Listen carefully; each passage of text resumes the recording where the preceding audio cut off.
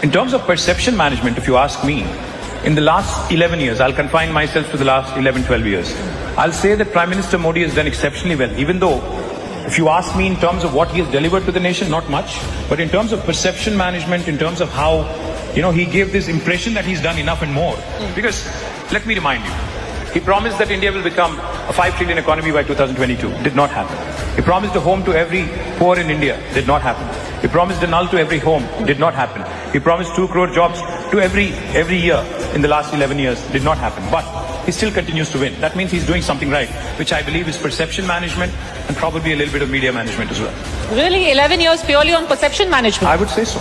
And primordial emotion management. जब मैं China की बात करता हूँ, जापान की बात करता हूँ, अगर कहता हूँ कि अगर चाइना ने 40 साल में हमसे 5 गुना जो ग्रोथ दिखाया, इंडिया में क्यों नहीं होता है? सिंपल सीधी बात है। चाइना तो फोकस है यूएस पे, उसको चाहिए कि दुनिया में बेस्ट बनना है, बट हम किस चीज पे फोकस है?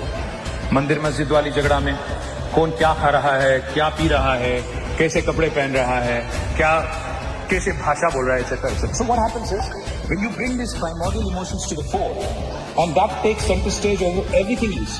None of the promises that you made are there. None of the promises that you made have been delivered. But still, you win elections because election के time आपको याद दिलाया जाता है CPs, etc. I'll tell you what. End of the day, you can fool all the people sometimes. Some people all the time, but you can't fool all the people all the time. So there will come a time when people will see through all these perception managements and media managements and will pick the right choices.